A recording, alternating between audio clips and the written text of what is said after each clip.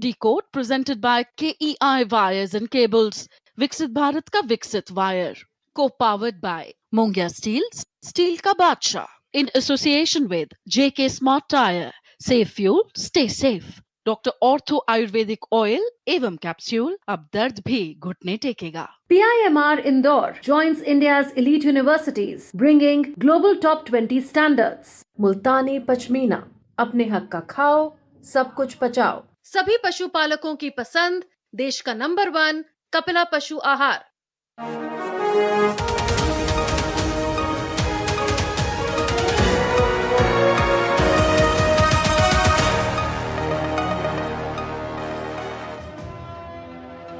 नमस्कार, मैं हूं सुधीर चौधरी और डीकोड में आपका स्वागत है। तो आइए आज की खबरों को आपके लिए डीकोड करते हैं। आज की सबसे बड़ी खबर यह है कि जब अमेरिका और ईरान के बीच युद्ध रोकने के लिए बातचीत चल ही रही थी, इसी बीच अमेरिका ने ईरान पर एक नया हमला कर दिया और इससे ये बातचीत अब और बिगड़ सकती है।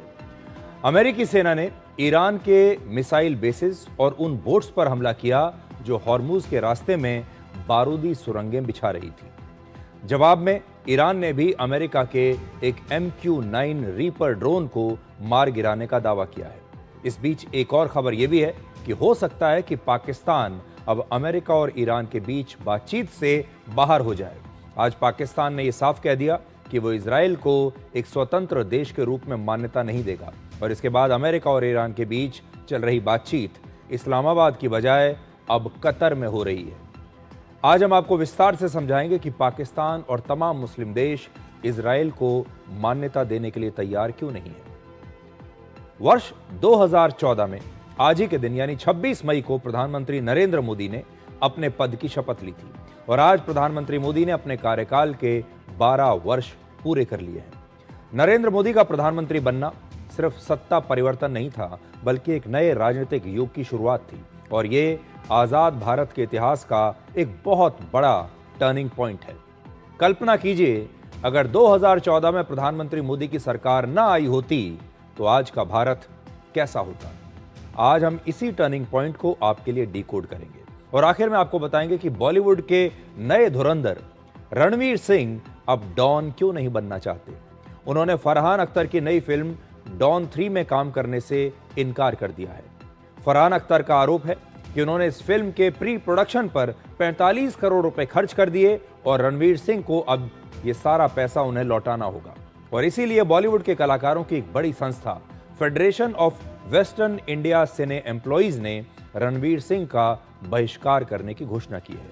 तो आज हम बॉलीवुड की इस नई राजनीति को आपके लिए डिकोड करेंगे, लेकिन सबसे पहले आपको आज की बड़ी खबर बताते हैं। अमेरिका ने एक बार फिर से ईरान पर एक बड़ा हमला किया है और वो भी ऐसे समय में किया है जब इन दोनों देशों के बीच युद्ध को रोकने की बातचीत चल रही थी। 25 मई को अमेरिकी सेना ने ईरान के मिसाइल बेसिस और उन बोट्स पर हमला किया जो हॉर्मुज के रास्ते में माइंस यानी बारूदी सुरंगें बिछा रही थी। ये हमले ईरान के एक बड़े शहर बंदर अब्बास के आसपास किए गए हैं जो ईरान की नौसेना का एक बड़ा बेस है। अमेरिका के मुताबिक ईरान के इन मिसाइल बेसिस से ओमान की खाड़ी और अरब सागर में मौजूद अमेरिका के युद्धपोत और फाइटर जेट्स को खतरा था और अमेरिका ने ये सारे हमले सेल्फ डिफेंस यानी अपने सैनिकों और जहाज़ों की सुरक्षा के लिए किए हैं। इस इलाके में अमेरिका की नौसेना के 2 एयरक्राफ्ट कैरियर्स और लगभग 24 वॉरशिप्स तैनात हैं और इन्हीं जहाज़ों की मदद से अमेरिका ईरान की नाकेबंदी इस समय कर रहा है। हॉर्मुज की नाकेबंदी भी इसी से हो रही है। अमेरिका के हमलों का जवाब ईरान ने भी दिया और ईरान की रेवोल्यूशनरी गार्ड कोर का यह दावा है कि आज उसने अमेरिका के एक MQ-9 रीपर ड्रोन को मार गिराया है और ये जो MQ-9 रीपर ड्रोन होता है, आप समझिए ये भी एक फाइटर जेट की तरह ही होता है और इसकी कीमत लगभग 350 करोड़ रुपए है।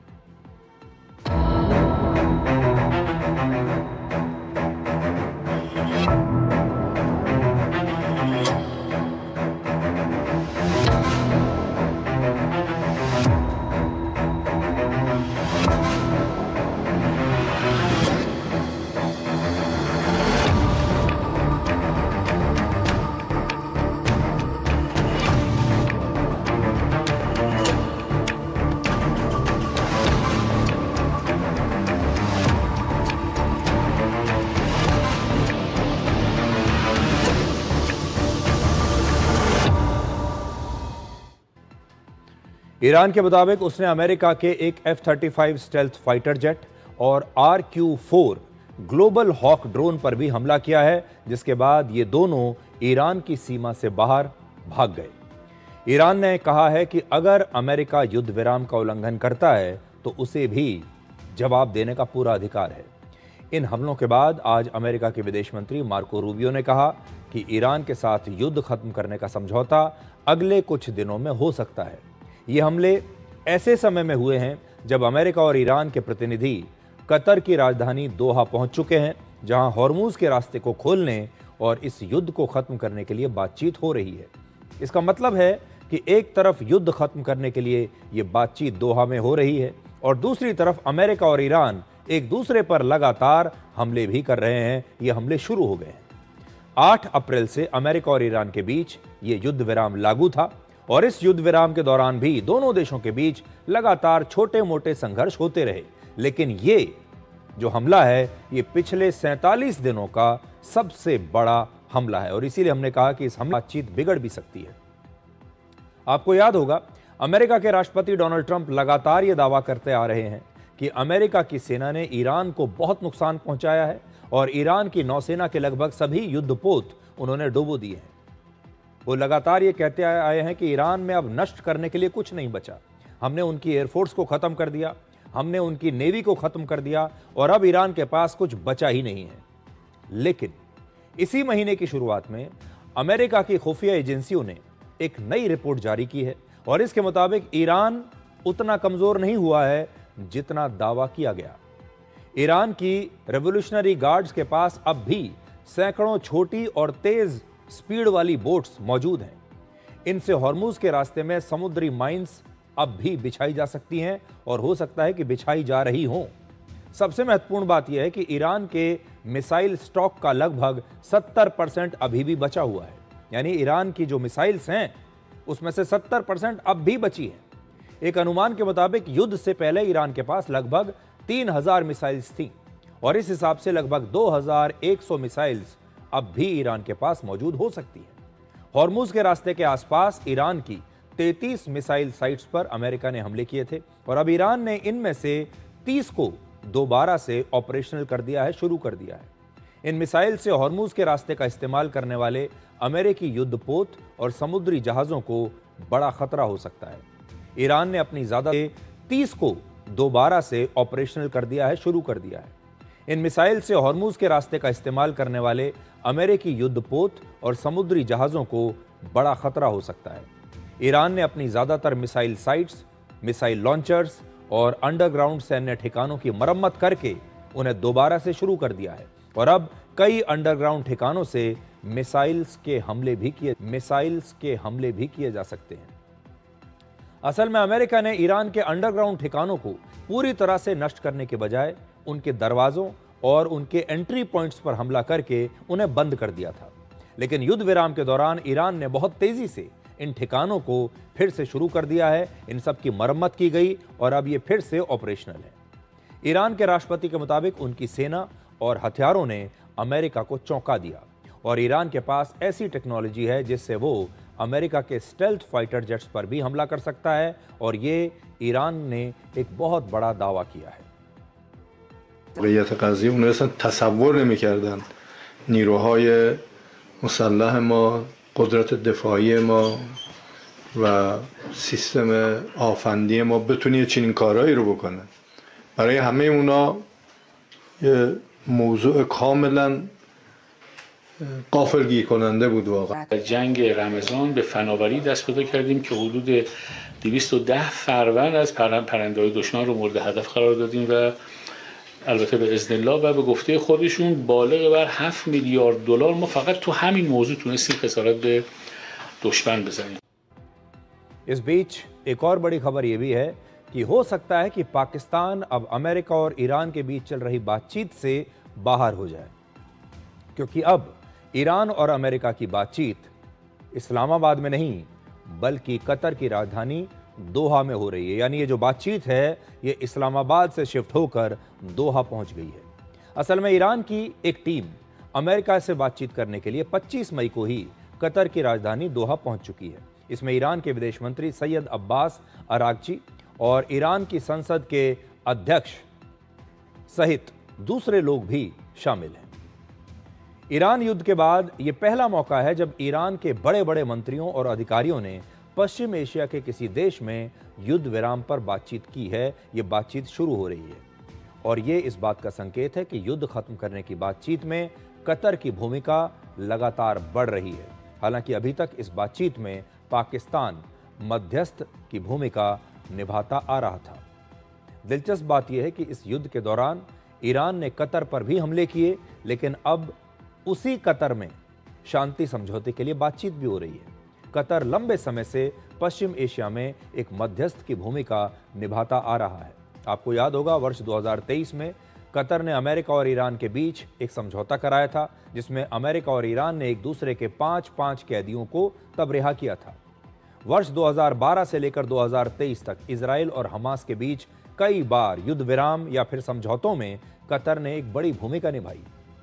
वर्ष 2021 में कतर ने ही अमेरिका और तालिबान के बीच बातचीत की मेजबानी की थी और इस समझौते के बाद ही अफगानिस्तान से अमेरिकी सैनिकों की वापसी हुई थी।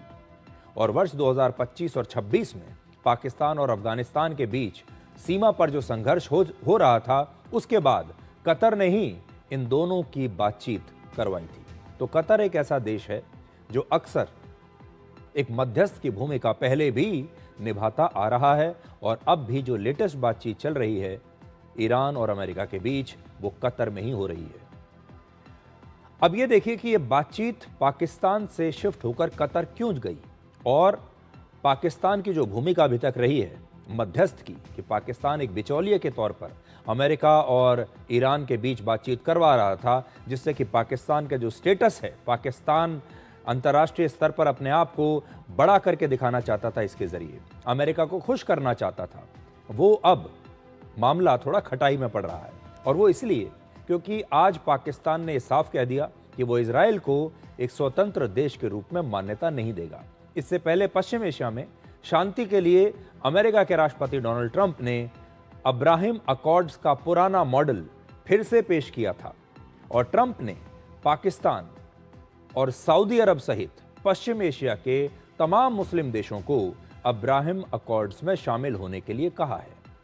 दिलचस्प बात यह है कि अपने सोशल मीडिया पोस्ट में ट्रंप ने अलग अलग देशों के राष्ट्रपति, प्रधानमंत्री या फिर वहां के किंग का जिक्र किया, लेकिन इस पोस्ट में उन्होंने पाकिस्तान के प्रधानमंत्री शहबाज शरीफ का जिक्र नहीं किया, बल्कि फील्ड मार्शल असीम मुनीर का नाम उन्होंने इसमें लिखा है।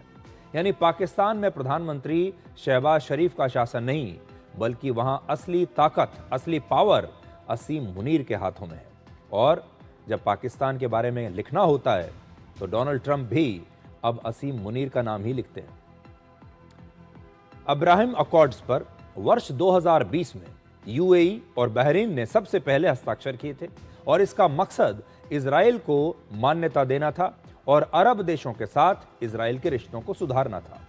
अब ट्रंप चाहते हैं कि पाकिस्तान सहित और भी जो दूसरे अरब देश हैं, मुस्लिम देश हैं, वो भी इस अब्राहिम अकॉर्ड्स पर हस्ताक्षर कर दें और इजराइल को मान्यता दे दें। लेकिन पाकिस्तान ने अब्राहिम अकॉर्ड्स में शामिल होने से इनकार कर दिया है। जब से युद्ध विराम में पाकिस्तान की मध्यस्थता की बात हो रही थी, उस समय से पाकिस्तान ने अब्राहिम अकॉर्ड्स में शामिल होने से इनकार कर दिया है। जब से युद्ध विराम में पाकिस्तान की मध्यस्थता की बात हो रही थी, उस समय से पाकिस्तान की निष्ठा विरोधी रहा है और यह सवाल लगातार पूछा जा रहा था कि जब पाकिस्तान इजराइल से नफरत करता है, पाकिस्तान इजराइल का इतना बड़ा विरोधी है, तो ऐसे में पाकिस्तान कैसे इस बातचीत में एक निष्पक्ष भूमिका निभा सकता है। और आज वही बात सही साबित हुई। पाकिस्तान ने राष्ट्रपति ट्रंप का अब्राहम अकॉर्ड्स का जो प्रस्ताव है उसे ठुकरा कर यह बता दिया कि वो एक मुस्लिम देश है और इजराइल का विरोधी है और हमेशा रहेगा और वो इजराइल को कभी मान्यता नहीं देगा। अब आप बहुत देर से सोच रहे होंगे कि अब्राहम अकॉर्ड्स क्या है और राष्ट्रपति ट्रंप जो तमाम मुस्लिम देशों को कह रहे हैं कि आप अब्राहम अकॉर्ड्स में शामिल होइए, वो क्यों कह रहे हैं और ये मुस्लिम देश इजराइल को मान्यता क्यों नहीं देते। तो अब आपको बताते हैं क्या है। और राष्ट्रपति ट्रंप जो तमाम मुस्लिम देशों को कह रहे हैं कि आप अब्राहम अकॉर्ड्स में शामिल होइए, वो क्यों कह रहे हैं और ये मुस्लिम देश अज्ञात। तो देखिए, इस्लाम, क्रिश्चियनिटी और जुडाइज्म, इन तीनों धर्मों को अब्राहमिक फेथ्स कहा जाता है। दरअसल अब्राहमिक नाम जो है ये प्रॉफिट अब्राहम से आया है। जुडाइज्म और क्रिश्चियनिटी में उन्हें प्रॉफिट अब्राहम कहा जाता है, जबकि इस्लाम में उन्हें हजरत इब्राहिम कहा जाता है। इस्लाम और यहूदी धर्म दोनों ही उन्हें ईश्वर का दूत मानते हैं, जबकि क्रिश्चियनिटी में भी उन्हें आस्था और समर्पण का एक बहुत बड़ा प्रतीक माना जाता है। मतलब ये कि ये तीनों धर्मों में प्रॉफिट अब्राहम को एक पवित्र और महत्वपूर्ण धार्मिक व्यक्तित्व माना जाता है। ये तीनों धर्मों में ही उन्हें पूजनीय माना गया है। आज भले ही पश्चिम एशिया में इन तीनों धर्मों को मानने वालों के बीच आपस में बहुत तनाव है, दुश्मनी है, लेकिन इन धर्मों का स्रोत एक ही है और अब्राहम अकॉर्ड से पश्चिम एशिया में इन तीनों धर्मों के बीच शांति स्थापित हो सकती है। इसीलिए इसका नाम रखा गया है अब्राहम अकॉर्ड्स, यानी अब्राहम के नाम पर समझौता। अब यह जानिए कि इजराइल कैसे पिछले 78 वर्षों से खुद को मान्यता दिलाने की ये लड़ाई दुनिया भर में लड़ रहा है। लगभग 78 वर्ष पहले 14 मई 1948 को इजराइल की एक स्वतंत्र देश के रूप में स्थापना हुई थी और ये दुनिया का अकेला यहूदी देश है। दुनिया भर में जो यहूदी थे उनके पास रहने के लिए कोई देश नहीं था, उनका कोई देश नहीं था, वो बेघर हो गए थे और उन्हीं के लिए इजराइल की स्थापना की गई कि ये पूरी दुनिया में यहूदियों का एक इकलौता देश बनेगा और यहां पर यहूदी रहेंगे। आज भले ही इजराइल का सबसे करीबी सहयोगी अमेरिका है, लेकिन दिलचस्प बात यह है कि इजराइल को सबसे पहले कानूनी मान्यता अमेरिका ने नहीं बल्कि सोवियत यूनियन ने दी थी और उसके बाद अमेरिका ने इसे मान्यता दी। आज भी दुनिया में लगभग 29 देश ऐसे हैं जिन्होंने इजराइल को आज तक मान्यता नहीं दी है। इनमें ज्यादातर मुस्लिम और अरब देश शामिल हैं। इजराइल के साथ सऊदी अरब, कतर और पाकिस्तान की दुश्मनी का अंदाजा आप इस बात से लगा सकते हैं कि इन्होंने आज तक इजराइल को मान्यता नहीं दी है। मान्यता न देने के पीछे सबसे बड़ा विवाद है दो धर्मों की लड़ाई, जिसमें एक तरफ यहूदी और दूसरी तरफ मुसलमान हैं। इसके अलावा क्यूबा और वेनेजुएला जैसे देशों ने भी आज तक इजराइल को मान्यता नहीं दी है। आज इजराइल के सबसे बड़े विरोधी देशों में ईरान और तुर्की का नाम सबसे ऊपर आता है। ईरान भी इजराइल का सबसे बड़ा दुश्मन है और तुर्की भी है। लेकिन हैरानी की बात यह है कि यही दोनों वो शुरुआती मुस्लिम देश थे जिन्होंने इजराइल को सबसे पहले मान्यता दी थी। इजराइल को मान्यता ईरान ने भी दे दी और तुर्की ने भी दे दी। वर्ष 1949 में तुर्की ने इजराइल को मान्यता दी और फिर अगले ही साल 1950 में ईरान ने भी इजराइल को मान्यता दे दी। हालांकि 1979 की इस्लामिक क्रांति के बाद ईरान ने इजराइल से अपने सारे राजनीतिक संबंध तोड़ लिए थे। इसके बाद से ईरान लगातार इजराइल का विरोध करता है और इजराइल विरोधी हमास और हिजबुल्लाह जैसे संगठनों की ईरान लगातार पीछे से मदद करता है ताकि वो इजराइल को कमजोर कर सके। आज अमेरिका के कई सहयोगी देश जैसे पाकिस्तान, सऊदी अरब, कतर और कुवैत भी इजराइल को आधिकारिक रूप से मान्यता नहीं देते। कोल्ड वॉर के दौर में, शीत युद्ध के दौर में गुटनिरपेक्ष आंदोलन का हिस्सा होने के बावजूद भारत ने वर्ष 1950 में ही इजराइल को मान्यता दे दी थी। दिलचस्प बात यह है कि मशहूर वैज्ञानिक एल्बर्ट आइंस्टाइन, जो खुद एक यहूदी थे, उन्होंने जून 1947 में पंडित जवाहरलाल नेहरू को एक पत्र लिखा था। इसमें उन्होंने यहूदियों के लिए एक अलग राष्ट्र के समर्थन की अपील की थी। हालांकि उस समय तक इजराइल बना नहीं था। संयुक्त राष्ट्र में भारत और ईरान दोनों ने फिलिस्तीन का बंटवारा करके इजराइल के निर्माण का विरोध किया था। भारत, ईरान और यूगोस्लाविया ने एक और प्लान पेश किया था जिसमें एक ही देश के अंदर यहूदियों और फिलिस्तीनियों के लिए अलग अलग राज्य बनाने का सुझाव दिया गया था। लेकिन जब यह योजना सफल नहीं हुई और इजराइल का निर्माण हो गया, तब भारत ने उसे मान्यता दे दी। भारत ने इजराइल को वर्ष 1950 में मान्यता तो दे दी थी, लेकिन दोनों देशों के बीच राजनयिक संबंध वर्ष 1992 में ही शुरू हुए, बहुत वर्षों के बाद। इजराइल ने वर्ष 1962, 1965 और 1971 के युद्धों में भारत को सैन्य मदद दी थी। इसके बावजूद मुस्लिम वोट बैंक की राजनीति करने वाली हमारी अलग अलग सरकारों की वजह से भारत और इजराइल के रिश्तों में लंबे समय तक दूरी बनी रही। हमारे यहाँ जो पार्टियां शासन में थीं, उन्हें ऐसा लगता था कि अगर उन्होंने इजराइल के साथ राजनयिक संबंध बना लिए, इजराइल के साथ दोस्ती कर ली, तो भारत में रहने वाला जो मुस्लिम वोट बैंक है वो उनसे नाराज हो जाएगा। और इसी वजह से लंबे समय तक भारत की सरकारों ने इजराइल के साथ रिश्ते नहीं रखे। वर्ष 1999 के कारगिल युद्ध में भी इजराइल ने भारत की मदद की थी, लेकिन इसके बावजूद किसी भी भारतीय प्रधानमंत्री को इजराइल का पहला दौरा करने में 69 वर्ष लग गए और पहली बार वर्ष 2017 में प्रधानमंत्री नरेंद्र मोदी इजराइल का दौरा करने वाले पहले भारत के प्रधानमंत्री बने। उससे पहले कोई प्रधानमंत्री वहां गया ही नहीं। वर्ष 1979 में इजिप्ट इजराइल को मान्यता देने वाला पहला अरब देश बना। 1967 के युद्ध में इजराइल ने इजिप्ट के सिनाई डेजर्ट पर कब्जा कर लिया था और इसके बाद एक समझौते के तहत इजिप्ट ने इजराइल को मान्यता दी और फिर इजराइल ने इस रेगिस्तान से अपनी सेना हटाई। वर्ष 1994 में जॉर्डन दूसरा अरब देश बना जिसने इजराइल को मान्यता दी और फिर 2020 में यूएई, बहरीन और मोरक्को ने और फिर 2021 में सूडान ने अब्राहिम अकॉर्ड्स के तहत इजराइल को मान्यता दे दी। कजाकिस्तान ने वर्ष 1992 में इजराइल को मान्यता दी थी और वर्ष 2025 में अब्राहिम अकॉर्ड्स पर उसने हस्ताक्षर भी कर दिए। हालांकि आज भी पूरी दुनिया के बहुत सारे कम से कम 25 मुस्लिम देशों ने इजराइल को मान्यता नहीं दी है।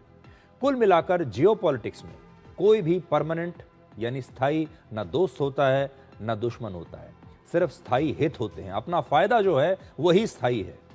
देशों के रिश्ते, अलग अलग देशों के जो रिश्ते होते हैं वो समय, सुरक्षा और अपने आर्थिक हितों के हिसाब से बदलते रहते हैं और इजराइल की कहानी इसका सबसे बड़ा उदाहरण है। आप चाहें तो अपने जीवन में भी इस कहानी से बहुत कुछ सीख सकते हैं। अब आपको बताते हैं कि कैसे मुस्लिम देशों पर डोनाल्ड ट्रंप और ईरान के सुप्रीम लीडर मुज्तबा खामनेई इस समय आमने सामने आ गए हैं। दोनों ही मुस्लिम देशों को अपनी तरफ खींचने की कोशिश कर रहे हैं।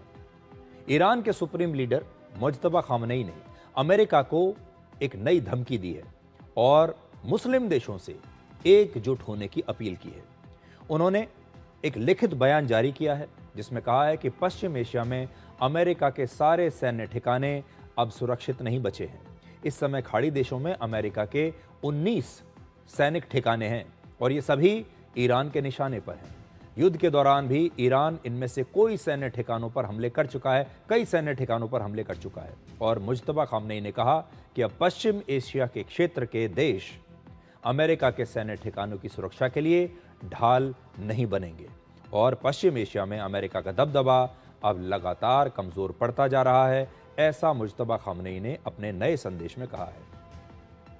तो एक तरफ डोनाल्ड ट्रंप अब्राहिम अकॉर्ड्स के जरिए मुस्लिम देशों को इजराइल के पक्ष में लाना चाहते हैं। वो तमाम मुस्लिम देशों से कह रहे हैं कि आप इजराइल को अपना लीजिए, इजराइल के साथ दोस्ती कर लीजिए।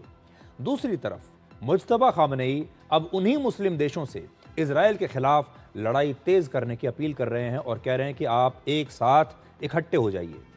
उन्होंने पहली बार पश्चिम एशिया के मुस्लिम देशों से एकजुट होने की अपील की है और कहा है कि पश्चिम एशिया के मुस्लिम देशों के हित एक जैसे हैं, इसीलिए अमेरिका के खिलाफ मुस्लिम देशों को अब एक साथ एक टीम बनाकर आना चाहिए। अब मुस्लिम देश मिलकर एक नया वर्ल्ड ऑर्डर बनाएं, ऐसा उनका कहना है। मुज्तबा खामनेई ने कहा है कि इजराइल का अस्तित्व मिटने वाला है और भविष्य इन्हीं मुस्लिम देशों का है। यही इस्लामिक देश भविष्य में दुनिया पर राज करेंगे। हैरानी की बात यह है कि मुज्तबा खामनेई उन मुस्लिम देशों को एकजुट करना चाहते हैं जिन पर ईरान ने ही इसी युद्ध के दौरान एक नहीं न जाने कितनी बार हमले किए हैं। एक एस्टिमेट के अनुसार ईरान 10 अप्रैल तक 7 अरब देशों पर 6000 से ज्यादा मिसाइलों और ड्रोन से हमला कर चुका था। ईरान ने जॉर्डन, इराक और उन खाड़ी देशों पर भी हमले किए जहां अमेरिका के सैन्य ठिकाने हैं और ईरान ने सबसे ज्यादा हमले यूएई पर किए। ईरान के नए supreme leader Ayatollah Mojtaba Khamenei आखिर कहां हैं और किस हालत में हैं, ये सब लोग जानना चाहते हैं। इस सवाल पर पिछले 3 महीनों से सस्पेंस बना हुआ है और 56 साल के मुज्तबा खामनेई ईरान युद्ध को लेकर अब तक 5 बार अपना संदेश जारी कर चुके हैं, लेकिन ये सारे ही संदेश उन्होंने लिखित रूप से जारी किए हैं। कैमरे पर आकर एक बार भी उन्होंने कोई संदेश जारी नहीं किया। यानी इस युद्ध के बाद से किसी ने उन्हें देखा नहीं है। 8 मार्च को ईरान का नया सुप्रीम लीडर बनने के बाद से अब तक वो एक बार भी सार्वजनिक रूप से दिखाई नहीं दिए हैं और इसी वजह से उनके स्वास्थ्य को लेकर कई तरह की अफवाहें चलती आ रही हैं। पहली बार ईरान ने मुज्तबा खामनेई के स्वास्थ्य को लेकर एक आधिकारिक बयान जारी किया है। इसमें कहा गया है कि अमेरिका और इजराइल के हमले में उन्हें बहुत गंभीर चोटें नहीं आई थीं, बहुत मामूली चोटें आई थीं।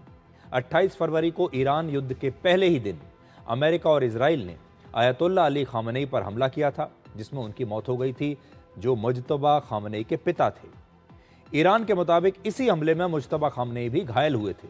उनके चेहरे, सिर और पैरों पर चोट लगी थी, लेकिन ये चोटें ज्यादा गंभीर नहीं थी, मामूली चोटें हैं। मुज्तबा खामनेई को 1-2 टांके लगे थे, बस इतनी ही चोट थी और उनकी चोटें इतनी गंभीर नहीं थी कि उनका कोई शरीर का अंग काटना पड़े या फिर उसका कोई लंबा चौड़ा बड़ा इलाज करवाना पड़े।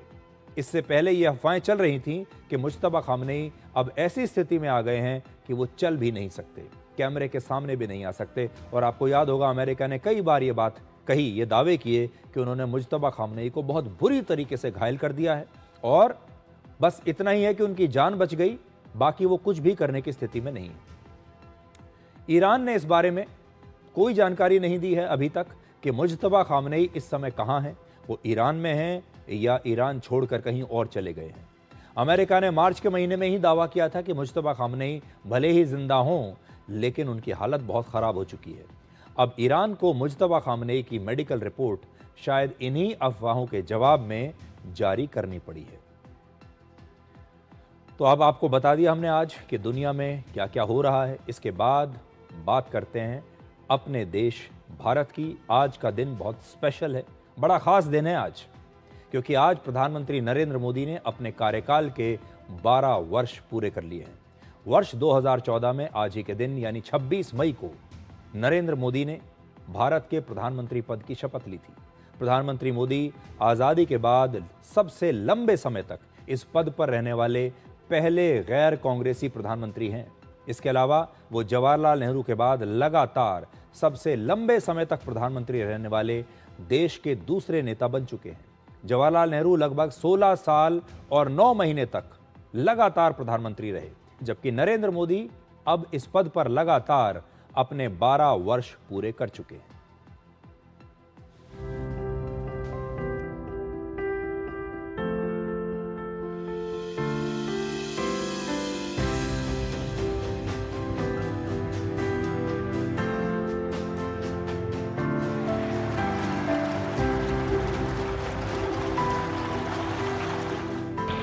मैं नरेंद्र दामोदर दास मोदी ईश्वर की शपथ लेता हूं कि जो विषय संघ के प्रधानमंत्री के रूप में मेरे विचार के लिए लाया जाएगा,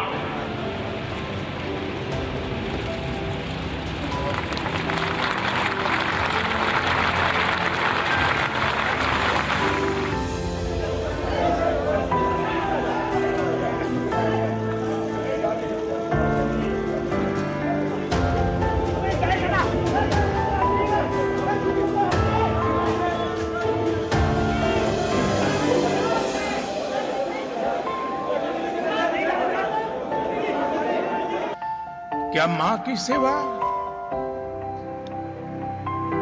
कभी कृपा हो सकती है? तो आज का दिन इसीलिए बहुत खास है और आगे जब हम इसका विश्लेषण करेंगे उससे पहले मैं चाहता हूं कि आप जरा कल्पना कीजिए कि अगर 2014 में आज के दिन प्रधानमंत्री मोदी की सरकार न बनी होती, अगर 2014 में नरेंद्र मोदी भारत के प्रधानमंत्री ना बने होते तो आज का भारत कैसा होता, जरा कल्पना कीजिए। और जिस दौरान आप ये कल्पना कर रहे होंगे, अब मैं आपको बताता हूं कि कैसे नरेंद्र मोदी का प्रधानमंत्री बनना भारत में एक नए युग की शुरुआत थी और यह आजाद भारत के इतिहास में एक नया टर्निंग पॉइंट था और आज हम इसी टर्निंग पॉइंट को आपके लिए डिकोड करेंगे। 2014 में भारत की राजनीति एक ऐसे मोड़ पर खड़ी थी जब भारत में एक भी मास लीडर नहीं था। 1984 में इंदिरा गांधी की हत्या के बाद से भारत की राजनीति में पहली बार नरेंद्र मोदी के रूप में एक करिश्माई नेता आया। भारत ने पहली बार ऐसा करिश्माई नेता को देखा जिसकी लोकप्रियता की आंधी पूरे देश में चल रही थी। 1984 से लेकर 2014 तक इन 30 वर्षों में इस देश ने एक भी ऐसा नेता नहीं देखा जो अकेले अपने दम पर किसी पार्टी को बहुमत दिलाकर सरकार बना सके। प्रधानमंत्री मोदी के युग से पहले वर्ष 1998 और 99 में 2 लोकसभा चुनाव लगातार हुए थे और दोनों ही बार बीजेपी ने सबसे ज्यादा अपने करियर में सबसे ज्यादा 182 सीटें जीती थी। वर्ष 2004 के चुनाव में बीजेपी को 138 सीटें मिली थी, 2009 में 116 सीटें मिली थी, लेकिन 2014 में नरेंद्र मोदी की लहर ने बीजेपी को देखिए 116 से सीधे 282 सीटों पर पहुंचा दिया। 1999 में जो 182 पर थी पार्टी, उसे 2014 में 182 से सीधे 282 पर ले गए। नरेंद्र मोदी के उदय से पहले बीजेपी सिर्फ 150 से लेकर 180 सीटों की पार्टी हुआ करती थी। यही बीजेपी की असली क्षमता थी कि बीजेपी अपने दम पर कहीं भी 150, 160, 180 सीटों के आसपास जीतती थी और वो हमेशा अपने चरम पर पहुंचकर भी 182 सीटों पर आकर रुक गई थी। लेकिन नरेंद्र मोदी बीजेपी की सीटों के इस आंकड़े को 182 से खींचकर 282 तक ले गए और ये 100 से 150 सीटें बीजेपी को सिर्फ प्रधानमंत्री मोदी के नाम पर मिलती हैं, उनके करिश्मे पर मिलती हैं। 1984 में इंदिरा गांधी की मृत्यु के बाद से अगले 30 वर्षों के कालखंड में भारत ने एक भी ऐसा नेता नहीं देखा जो अपने दम पर यह कारनामा कर सके।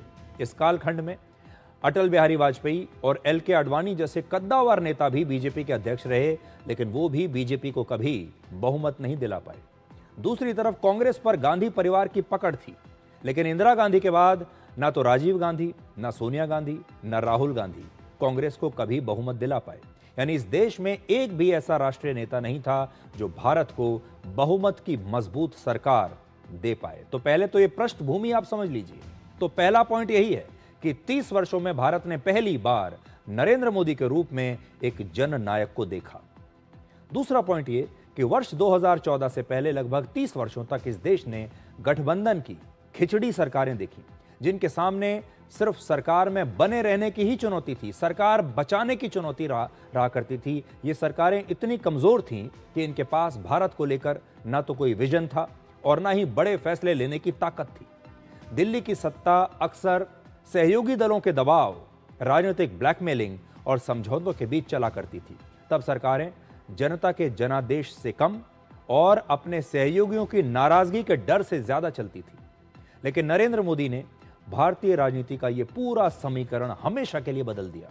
उन्होंने मजबूर सरकार की जगह मजबूत सरकार का नैरेटिव खड़ा कर दिया और देखते ही देखते वो भारतीय राजनीति के सबसे बड़े पॉलिटिकल ब्रांड बन गए। नरेंद्र मोदी के उदय के बाद भारत ने पहली बार इतने वर्षों में, इतने दशकों में एक मजबूत और निर्णायक सरकार देखी। उनसे पहले गठबंधन सरकारों के 30 साल के दौर में ऐसा लगता था जैसे भारत में तमाम बड़े फैसले ये गठबंधन सरकारें कमजोर सरकारें नहीं बल्कि सुप्रीम कोर्ट ले रही है। और यही वो दौर था जब कमजोर सरकारों के इस दौर में सुप्रीम कोर्ट को ही देश हित के बड़े बड़े फैसले लेने पड़े, क्योंकि हमारा राष्ट्रीय नेतृत्व बहुत कमजोर था। वर्ष 2004 से 2014 के बीच 10 साल के इस कालखंड में कांग्रेस के नेतृत्व वाली यूपीए की सरकार देश की आम जनता से बिल्कुल कट चुकी थी और अपनी ही दुनिया में वो लोग जी रहे थे। और जब देश की जनता ने नरेंद्र मोदी के रूप में एक ऐसे नेता को देखा जो ना तो किसी बड़े राजनीतिक खानदान में पैदा हुआ और जो लड़का बचपन में चाय बेचते हुए गरीबी से संघर्ष करते करते यहां तक आया, तो जनता को इस नेता में एक अपनापन नजर आया। भारत के आम लोगों को लगा जैसे कोई हमारे जैसा व्यक्ति ही आज प्रधानमंत्री बन रहा है। तब तक लोग यूपीए सरकार की मनमानी और भ्रष्टाचार से थक चुके थे और आप कह सकते हैं कि नरेंद्र मोदी ने देश के करोड़ों लोगों को इस निराशा के दौर से बाहर निकाला। तीसरा पॉइंट, सबसे बड़ी बात यह कि भारत की हिंदू बहुसंख्यक आबादी न जाने कितने दशकों से एक कुंठा में जी रही थी, एक दबाव में जी रही थी और यह दबाव था अपने आप को धर्मनिरपेक्ष साबित करने का। जिसमें तमाम अल्पसंख्यकों की मनमानी को सहने और उसे नजरअंदाज करने की सारी जिम्मेदारी हिंदुओं पर डाल दी गई थी। दशकों तक कांग्रेस पार्टी ने अल्पसंख्यक और धार्मिक तुष्टीकरण को चुनाव जीतने का एक फॉर्मूला बना लिया।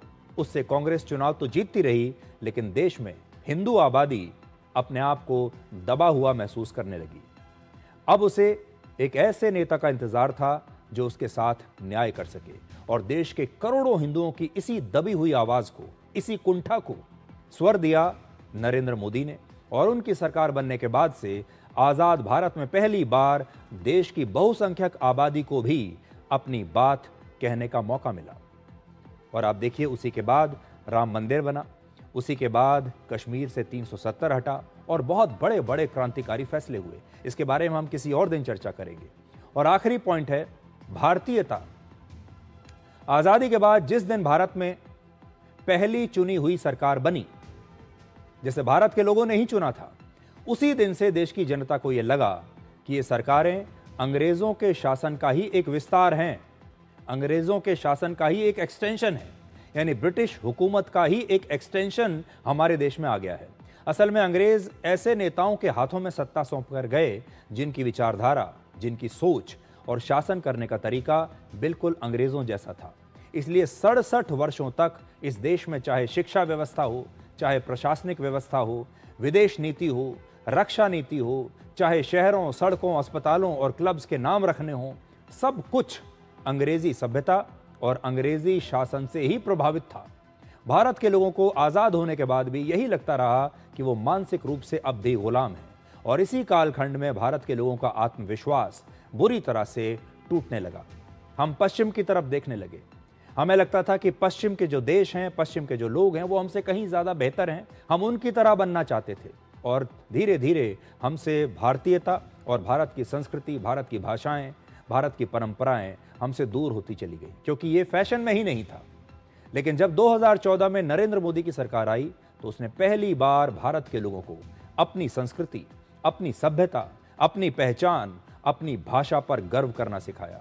ये भारत के प्रशासनिक और सामाजिक चरित्र में एक बहुत बड़ा बदलाव था। प्रधानमंत्री मोदी के इन 12 वर्षों का विश्लेषण हम लगातार और हर रोज आगे करते रहेंगे, लेकिन आज खास तौर पर हम आपको सिर्फ ये बताना चाहते थे कि मोदी युग की शुरुआत कैसे हुई, किन हालात में हुई, और कैसे प्रधानमंत्री मोदी ने करोड़ों भारतीयों को निराशा और कुंठा के इस दौर से बाहर निकाला। बस वो एक जननायक का इंतजार कर रहे थे। वो जननायक आया 2014 में, और देखिए भारत इन 12 वर्षों में कितना बदल चुका है। वर्ष 2014 से लेकर 2026 के कालखंड में भारत ने ऐसा बहुत कुछ हासिल किया जिसकी पहले हमने कभी कल्पना भी नहीं की थी। उसका विश्लेषण हम डिकोड के अगले एपिसोड्स में आपके लिए करेंगे।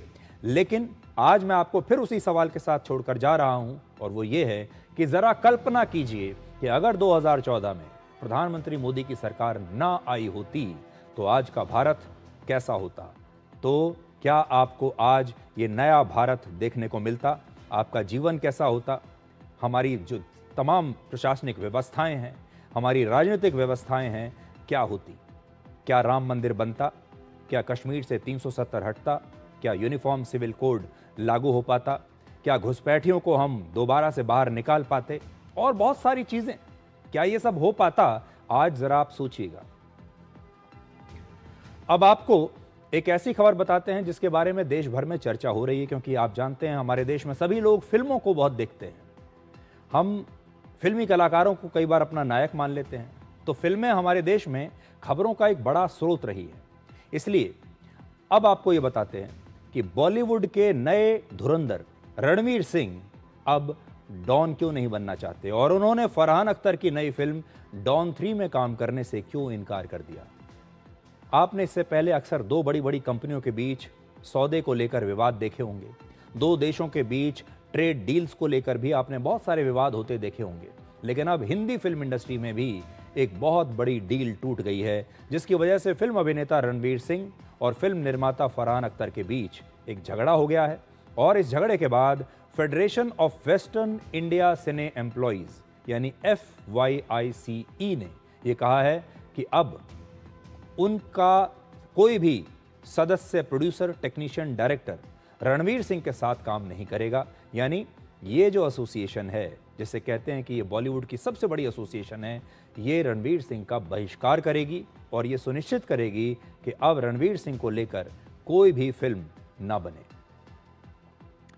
अब आपको ये बताते हैं कि ये जो डील है ये कैसे टूटी।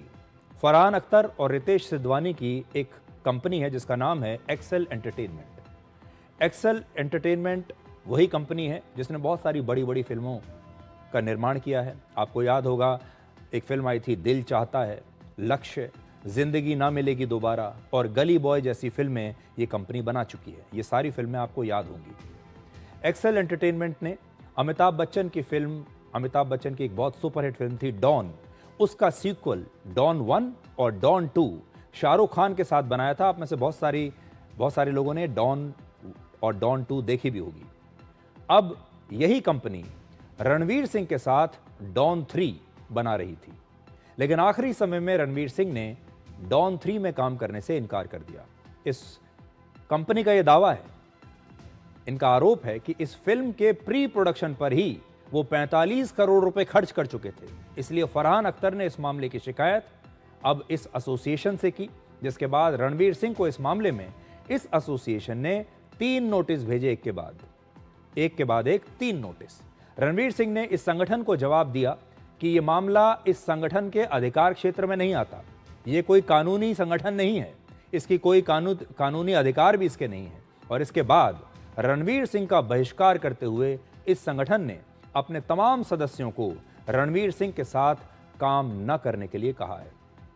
मतलब इसके बाद अगर कभी भी कोई रणवीर सिंह की फिल्म बनेगी तो इस संगठन के जितने भी सदस्य हैं, चाहे वो टेक्नीशियन हैं, कैमरा पर्सन हैं या फिर प्रोड्यूसर हैं या डायरेक्टर हैं, वो रणवीर सिंह के साथ काम नहीं करेंगे।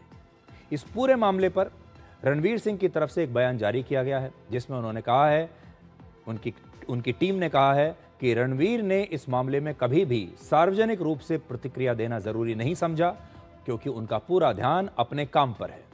उन्होंने कहा है कि वो फिल्म इंडस्ट्री और डॉन फ्रेंचाइज से जुड़े सभी लोगों के प्रति गहरा सम्मान रखते हैं और डॉन 3 की सफलता की कामना करते हैं।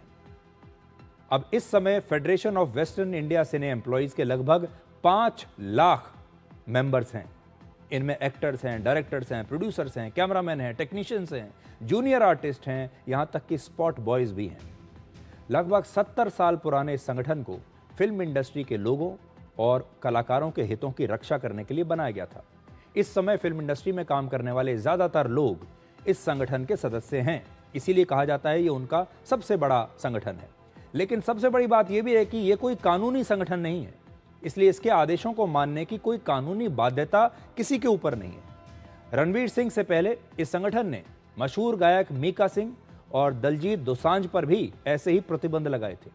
इस समय रणवीर सिंह फिल्म इंडस्ट्री के सबसे बड़े ब्रांड हैं। उनकी फिल्म धुरंधर 1 और धुरंधर 2, इन दोनों ने कुल मिलाकर 3100 करोड़ रुपए की कमाई की है, 3100 करोड़ रुपए का बिजनेस किया है। रणवीर सिंह की इन दोनों फिल्मों ने फिल्म इंडस्ट्री को निराशा और फ्लॉप फिल्मों के दौर से बाहर निकाला है, वरना बॉलीवुड की हालत खराब हो चुकी थी। बॉलीवुड की कोई फिल्म हिट नहीं हो रही थी। दक्षिण की इतनी सारी फिल्में चल रही थी और लोग कह रहे थे कि बॉलीवुड में, हिंदी फिल्म इंडस्ट्री में जो क्रिएटिविटी है, नई कहानियां हैं, वो सब समाप्त हो चुकी हैं। दर्शक फिर से सिनेमाघरों में हिंदी फिल्म देखने के लिए आने लगे इस फिल्म धुरंधर के बाद। इस समय रणवीर सिंह को फिल्म इंडस्ट्री का पोस्टर बॉय होना चाहिए था, फिल्म इंडस्ट्री का सबसे बड़ा ब्रांड एम्बेसडर होना चाहिए था। इसीलिए रणवीर सिंह के बहिष्कार को लेकर भी कई सवाल उठ रहे हैं कि हमारे पास इतना बड़ा कलाकार है जिसने इतनी बड़ी सुपरहिट फिल्म दी है और हम उसके साथ क्या सलूक कर रहे हैं। बहुत सारे लोगों को यह भी लगता है कि डायरेक्टर आदित्य धर और रणवीर सिंह की जोड़ी इस समय बॉलीवुड के पुराने कैंप्स को चुनौती दे रही है। बॉलीवुड में शुरू से ही ऐसे कैंप्स रहे हैं, ऐसे प्रोडक्शन हाउस रहे हैं जिनके हाथों में सारी ताकत रही है। वो किसी भी स्टार को बना सकते हैं, किसी को भी बिगाड़ सकते हैं, लेकिन ये ताकत अब उनके हाथ से निकल गई।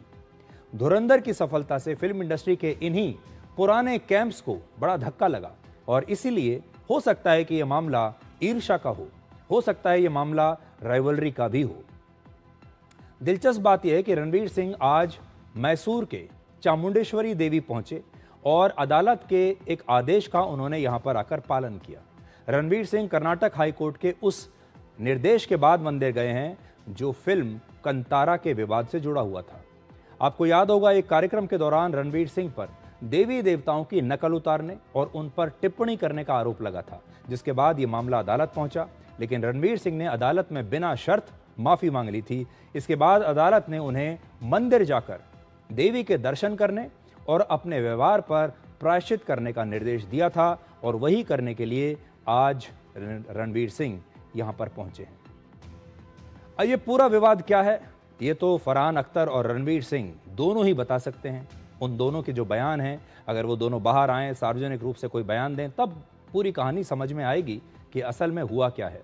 हो सकता है कि फरहान अख्तर सही कह रहे हो कि उन्होंने अब तक इस फिल्म में 45 करोड़ रुपए लगा दिए थे, अब इसका मुआवजा तो रणवीर सिंह को देना ही चाहिए। रणवीर सिंह ने अचानक से इस फिल्म में काम करने से क्यों मना कर दिया? क्या रणवीर सिंह को ये लगता है कि धुरंधर की सफलता के बाद उन्हें ज़्यादा पैसा मिलना चाहिए था, या अब वो और भी ज़्यादा सेलेक्टिव फिल्में करना चाहते हैं? क्योंकि अब उनका स्टेटस पहले के जैसा नहीं रहा, अब उनका स्टेटस बहुत बड़ा हो चुका है। तो इस कहानी में कुछ भी हो सकता है, हम कह नहीं सकते कि कौन सही है कौन गलत है। हो सकता है ये बॉलीवुड की राजनीति हो सकता है ये ईर्ष्या की कहानी हो, लेकिन इस कहानी से एक सीख जरूर मिलती है, दो सीख मिलती हैं असल में।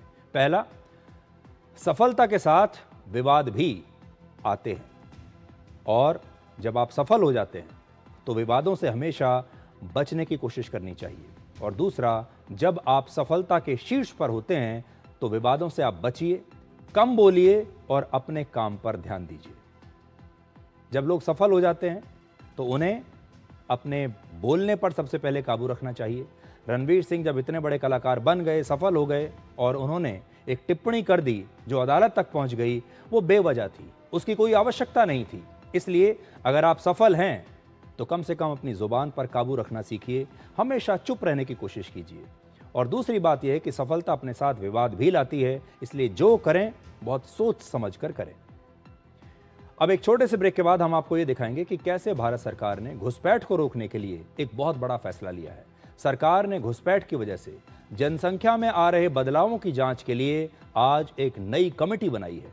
पिछले साल 15 अगस्त को प्रधानमंत्री मोदी ने लाल किले से इस कमेटी का ऐलान किया था और वो कमेटी आज बन गई।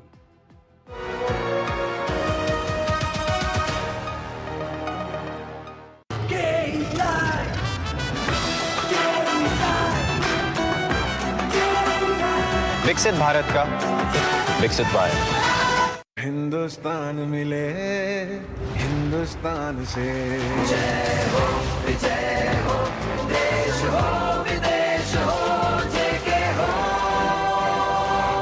देश का tyre JK tyre. PIMR Indore joins India's elite universities, bringing global top 20 standards at a 32 years academic legacy. Learn to lead, high quality education in management, commerce and law. Table के ऊपर से जब भी खाते हैं दबा के खाते हैं, ये भाई साहब सब पचा देते। पर दिक्कत तो उन्हें आती है जो टेबल के नीचे से खाते। मुल्तानी पश्मीना, अपने हक का खाओ, सब कुछ पचाओ।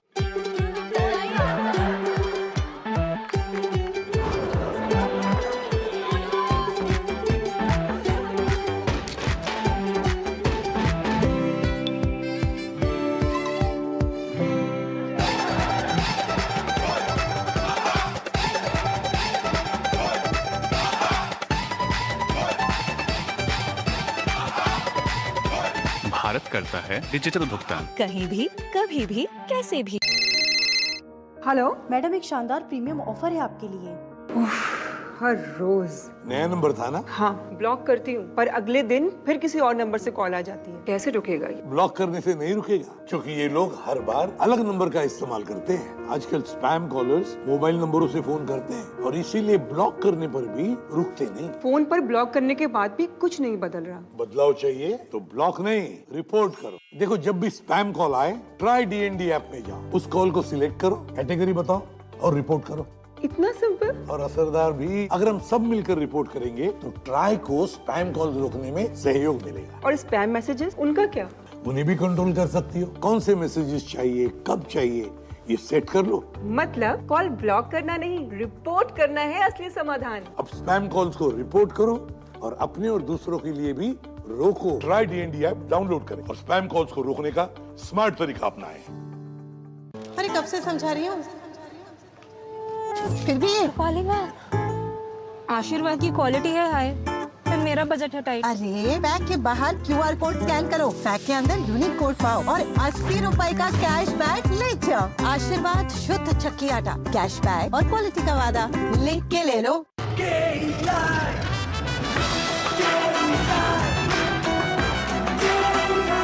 विकसित भारत का विकसित वायर।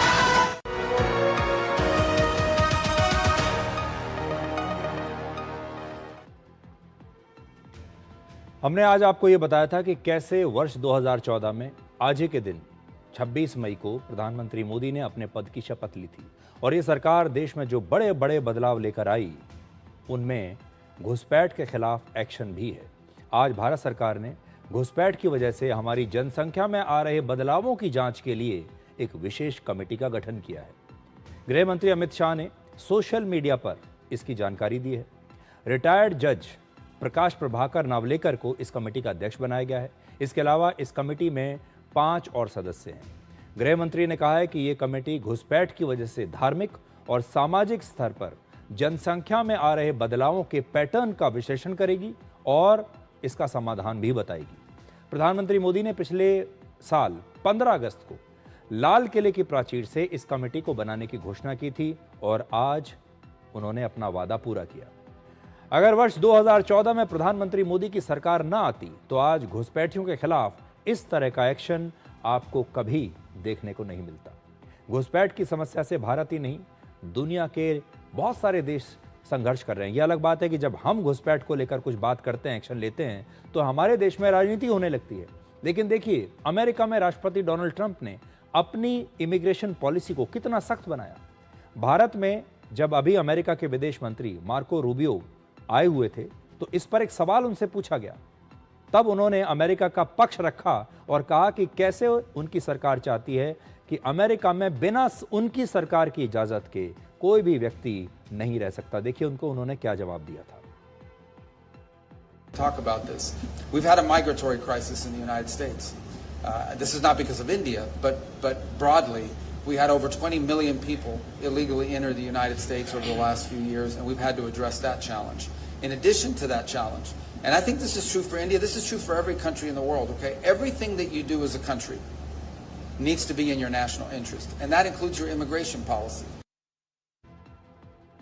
अब देखिए, अमेरिका के विदेश मंत्री कह रहे हैं कि हमारी मर्जी से कोई हमारे देश में नहीं रह सकता, हमारे संसाधनों पर उनका राज नहीं चलेगा।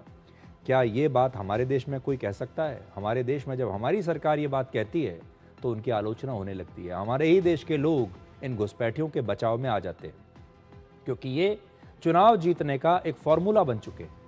पश्चिम बंगाल में भी नई सरकार बनने के बाद से घुसपैठियों को लेकर लगातार कार्रवाई हो रही है। पश्चिम बंगाल के नए मुख्यमंत्री शुभेंदु अधिकारी ने आज घुसपैठियों को लेकर एक बड़ी चेतावनी दी। उन्होंने कहा कि घुसपैठिए जितनी जल्दी हो सके भारत से निकल जाए। ये एग्जिस्टिंग फॉरेनर्स एक्ट है, कोई नया कानून नहीं है। और ये लोग चला जाना चाहिए और उनका बांग्लादेशी जो नागरिक है उनका लेने का जिम्मेदार तो है उनका। तो जब हम लोग यहाँ से बोल रहा था तो अब वहां से उनका जो स्पोक्स पर्सन है, मैं देखा था सोशल मीडिया में और यूट्यूब में आया, जो उन्होंने बताया जो बांग्लादेशी है वो तो हम लोग ले लेगा। तो ये सब बांग्लादेशी है, इसको ले लेना चाहिए। लेकिन ये लोग को पुलिस को हम लोग बता दिया जेल में भेजने का जरूरत नहीं है। देश के रुपया में खाना खाएगा, कपड़ा देगा, मेडिसिन देगा। एक दामाद है ये लोग।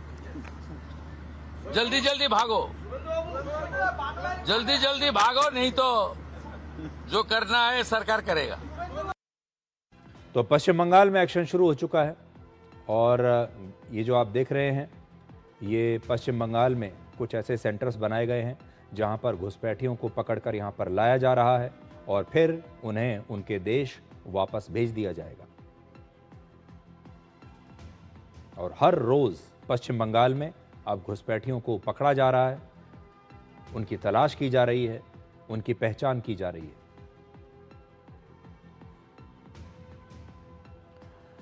अब एक और छोटा सा ब्रेक और ब्रेक के बाद डिकोड जिंदगी में आपको दिखाएंगे आज का विचार।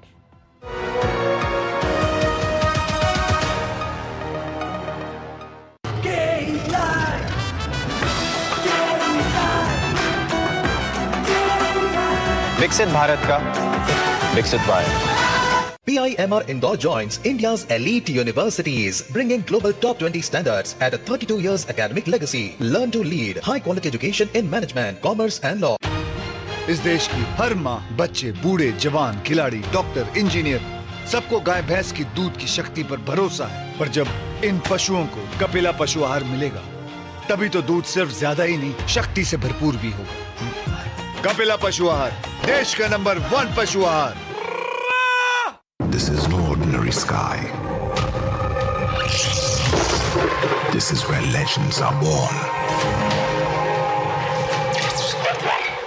Space transition.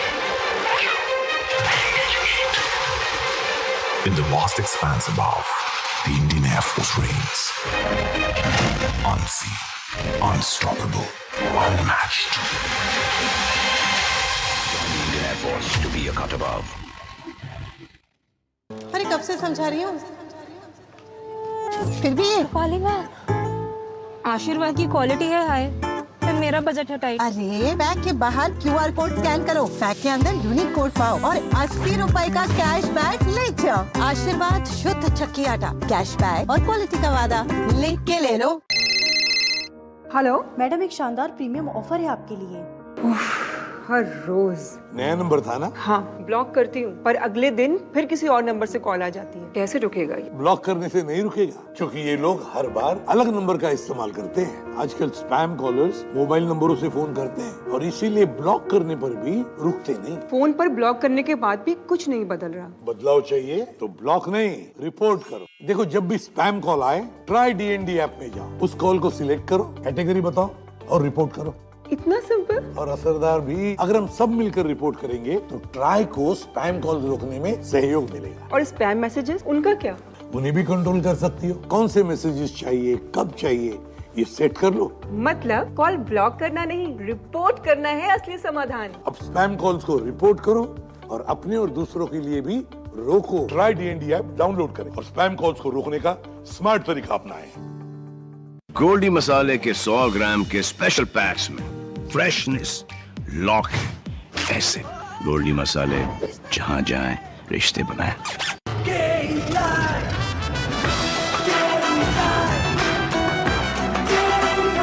विकसित भारत का विकसित बायर।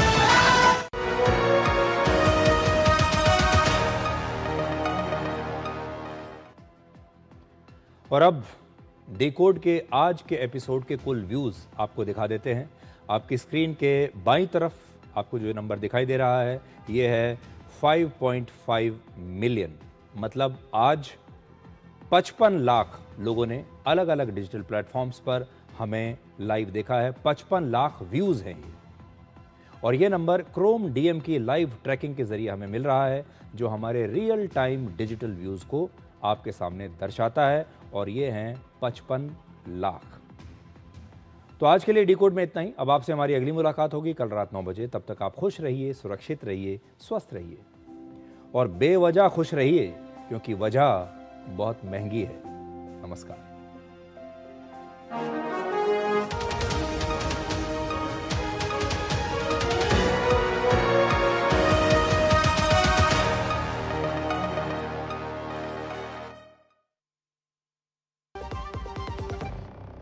गिरते तोड़ते टूटते गिरते, नानी दादी का नाम याद आता है।